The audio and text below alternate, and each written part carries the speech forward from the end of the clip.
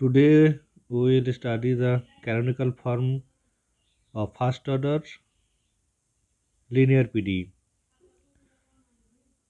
Before studying the canonical form of first order linear PDE, we have to study the Jacobian. What is Jacobian? The Jacobian of two functions, namely xi from R to R and eta from R to R, are defined by jxy is equal to determinant of xi x, xi y, eta x, eta y.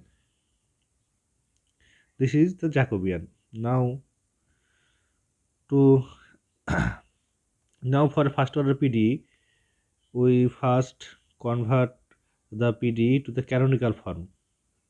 Then we solve it by integrating. So first consider a first order linear PDE as Pxy small p plus Qxy small q is equal to Rxyz plus Sxy, where small p and small q are the first order differentiation. That is, if z is equal to z of xy, then del z del x is equal to p and del z del y is equal to q. So suppose a linear PD is given, then we should we convert this linear PD first to a canonical form. And there is some step to convert a linear PD to its canonical form. We know the quasi-linear PDE can be solved by using Lagrange method or characteristic method. Here we use the Lagrange method. So given the given equation 1, p plus q is equal to r into z plus s of x. So this is a linear PDE. So this is in the form pp plus qq is equal to r. So we convert this linear PDE to Lagrange subsidiary equations, that is dx by p is equal to dy by q is equal to dz by r. Then by using Lagrange method, we can solve this above equation, and we shall get two relation. That is, we get xi xy is equal to c1 and xi x is eta xy is equal to c2. So for this purpose, we first take one solution, that is xi xy is equal to c1. We shall take one solution xi xy is equal to c1 and choose another function eta xy is equal to c2, such a way that the Jacobian of xi and eta are non-zero. That is, xi and eta are linearly independent. That is, it is clear that the xi function xi, this is function of xy, we will get this xi from solving this above linear PDE by using the Lagrange method, and another solution eta, we choose eta, and eta should be chosen such a way that Jacobian of xi and eta is not equal to 0. That is, Jacobian of jxy is equal to jxy, eta etc. is equal to 0. Then next step is change the independent variable x and y into xi and eta. That is, xi xy is transformed to zxy is transformed into z xi eta. Now we have to calculate zx and zy. So we get z is equal to z of xi eta. So differentiating z with respect to x partially, we get del z del x, that is in short form zx, and differentiating z function of xi eta with respect to x, we shall get del z del xi into del xi del x plus del z del eta into del eta del x. So we can write it in the short form, and it becomes z xi xi x plus z eta eta x. Similarly, we partially differentiating z with respect to y, and we shall get zy is equal to del z del xi into del xi del y plus del z del eta into del eta del y. And writing this short form, it becomes z xi y plus z eta eta y. So now we have got zx and zy. Now put this zx and zy, that is the values of p and q, in equation 1, that is the given linear PDE, and replacing x and y into xi and eta. So using this we get zi plus alpha of xi eta, that is alpha is a function of xi and eta, into z is equal to beta xi eta. So after putting the values of zx and zy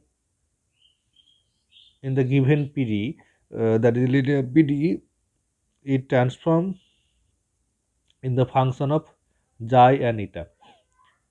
This is the number 2, and we see that this is a first order ODE, and which equation 2 is called the canonical form of equation 1. This is a linear ODE, and we can solve it easily. There is so many method for solving this linear ODE. From equation 2, it is clear that there is only one derivative is present, that is the derivative with respect to xi, del z del xi, it is present, and the derivative of eta is absent. So it is a first order ODE. It is first order ODE. So we can solve this first order ODE here.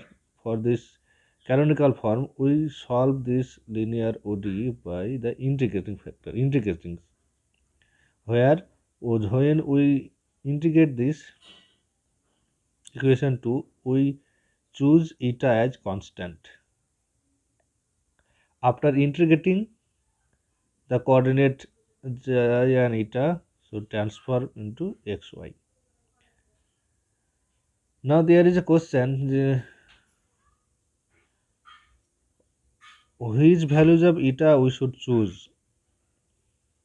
So in general, all of we have solved up to now. We take, when we take xi is equal to xi of xy, and we take eta is equal to y, or if we choose eta is equal to eta of xy, which comes from the solving by Lagrange equation, then we should choose xi is equal to x, and we should check whether the Jacobian are non-zero or not.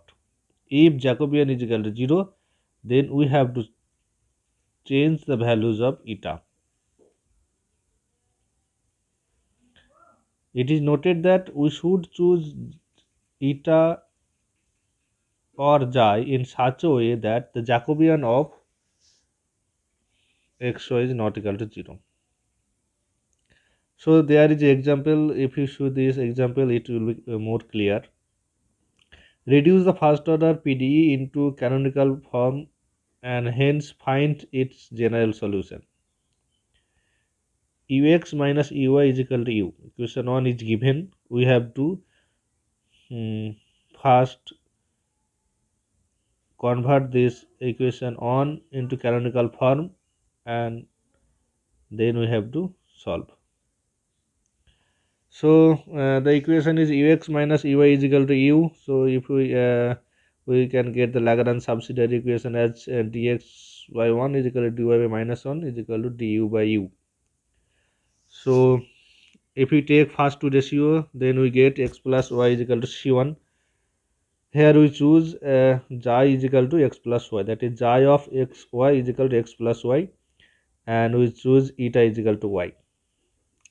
Now we choose the Jacobian values. So Jacobian of xy is equal to xi x xi y, eta x eta y, and this values is come on 0 1, and it is not equal to 0. So so we choose in the right way. Now u is equal to function of now we transfer u xy into u xi eta. So ux is equal to del u del xi del x plus del u del eta del x. In simplified form it becomes, and the putting the values of del xi del x and del eta del x, we get u xi into 1 plus u eta is equal to 0, because eta we choose eta is equal to y, so del eta del x is equal to 0, so we get only u xi. And similarly if we calculate u y, we get u xi plus u eta. Now we what we get ux is equal to u xi and u y is equal to u xi plus u eta. Now putting these two values ux and uy into the given equation 1. So if we put this given equation 1, we get u xi minus u xi plus u eta is equal to y. Simplifying we get u eta is equal to minus u. Now this is the canonical form, that is equation 2 is the canonical form of equation 1. Now we see that this is a first order ODE, because equation 2 is the only the function of derivative of eta is exist, and so it is a first order ODE. Now we solve it by integrating. So now integrating equation 2, what is the equation 2? Equation 2 is u eta is equal to minus u, so that is del u del eta is equal to minus u, that is del u by u is equal to minus del eta. Integrating we get log u is equal to minus eta plus log f of xi, where xi is constant, that is we taking xi as a constant. Now simplifying we get u is equal to f of xi into e to the power minus eta. Now putting these values of xi and eta, we get u is equal to, that is what is the values of xi? It was xi is equal to x plus y and eta is equal to eta is equal to y. So putting the values of xi and eta, we get u is equal to f of x plus y into e to the power minus y. This is the required solution. Thank you.